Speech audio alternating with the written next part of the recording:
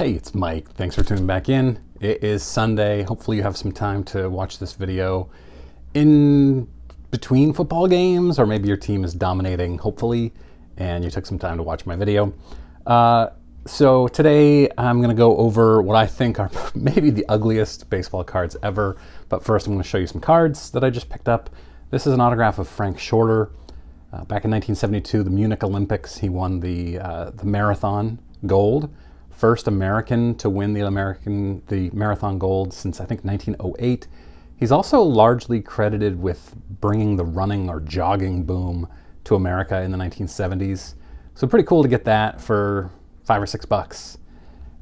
I also, somebody on Twitter mailed me this, Bob Stanley, rookie autograph. I'm trying to collect any Maine-based athletes and their autographs, rookie autographs, and Bob Stanley is from South Portland, Maine, I think. I don't remember exactly, but he has ties to Maine.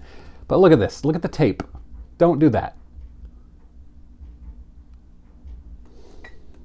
I paid $1 for it, so I'm not complaining. Another $1 for this Sue Bird rookie Sports Illustrated for Kids card. Looks beautiful. Has very minor paper loss on the back. This card usually goes for $25 to $50, so I'll pay $1 with minor paper loss on the back. And then I'll just wait around until she does a private signing, and I'll send it off to get it signed by her. And then Greg, one of my subscribers, mailed me this, another Carl Yastrzemski card from the 70s to add to my collection. So thank you very much, Greg. It finally stopped by my P.O. box the other day. So I picked up a few items there, and this was awesome. This is, I don't remember the details, but it's UGLIEST, I think is how you pronounce it. It's a restaurant, UGLIEST and Sweet William family restaurants. So awesome new oddball card, and yes, I know Mangini calls these not oddball cards, but I'm still going to. Speaking of Mangini, if you want an expert on vintage, he's the guy, John Mangini. I am not an expert on vintage or really anything, but I do love these stories about these crazy pre-war sets, and this is not an exception. So I actually got a lot of the details for this from prewarcards.com. I highly recommend that website. Awesome, awesome website. But with all due respect to the 1991 Fleer set, which is the most hideous set imaginable, and this 1990 Topps TV card, whatever's happening with this set that I'm about to show you is probably the ugliest in baseball card history. They're called the R3021 and R3022 sets.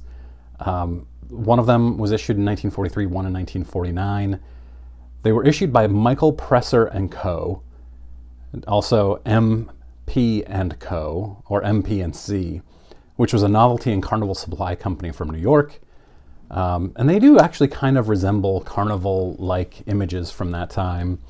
There were 24 cards in each year. They were issued in strips, so they're considered strip cards. They were sold in candy stores, and all now are either still together or hand-cut. So if you're looking on PSA, you'll find all the cards are labeled as hand-cut cards. The front of the cards all showed the players in action. The name was on a baseball on the card, and on the back had a brief bio of the player and their full name. If you're looking at the PSA Pop Report in 1943, about 20% are just authentic, didn't get a grade, and then there is 0 10s. And 1949 is actually the same.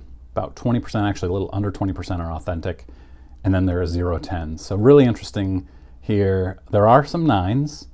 But so from 1943 to 1949, only 6 players carried over those 6 years. So 18 new players in 1949 that weren't in the 1943 set. These were crudely drawn cartoons, and it brought a lot of problems. So the player images were the same from 1943 to 1949. They just changed the names. So for instance, Ernie Bonham in 1943 becomes Buddy Kerr in 1949. Really interesting how they decided to do this, probably for cost reasons. It was more costly to create a new card altogether, but again, we're going to get into some problems this created. 6 players were found in both sets, and their poses don't change, so they're essentially the same cards. Another set that did the matching or same photo was the E91 American Caramel set, which were kind of controversial, but not in the same way that this one was. Players were throwing with the wrong hand in some of these R302s. They were wearing the wrong number or the wrong uniform. The worst, though, was Larry Doby. Larry Doby, of course, first black American League baseball player. Jackie Robinson, of course, the first Major League, but Larry Doby first in the American League. Eventually, he made the Hall of Fame in 1998, 5 years before he passed away. He was a great player. In his card, though, in 1949, they used the Johnny Vandermeer card from 1943. Now, Johnny Vandermeer was a pitcher, and he's clearly posed throwing, at the very least, if not pitching, but probably pitching. He's in the infield. Larry Doby was an outfielder, so it didn't make a whole lot of sense. The other problem with this is that Larry Doby was black, as I mentioned, and Johnny Vandermeer wasn't. So they didn't create a new card. There were no black players in the 1943 set, obviously, but in 1949 they added one, and they didn't create a new card for him, probably too much, too expensive. So it's very odd. He was also, Vandermeer wore number 57, and Larry Doby's card, also he's wearing number 57, which Doby never wore. Another oddity was the 1949 Bob Lemon card, which was the same as the 1943 Stan Hack card.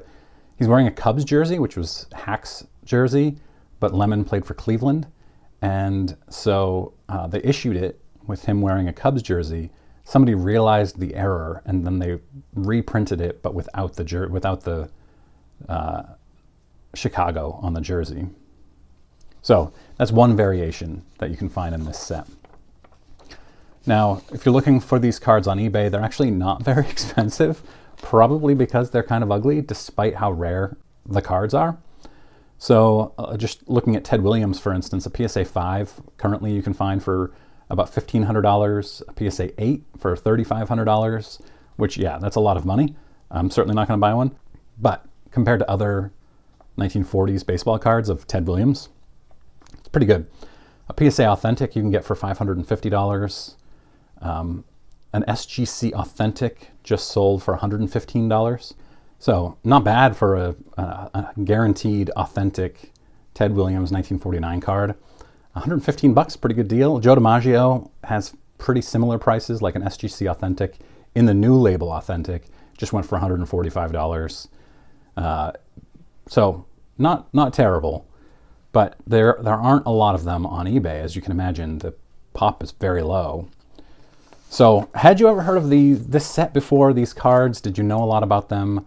I'm really curious. I was familiar with them from like 6 months ago, but hadn't heard of them before this year. So I thought it was cool, very interesting. Let me know in the comments, what do you think? And if you're new here, click that subscribe button. I really appreciate it. Thanks for watching.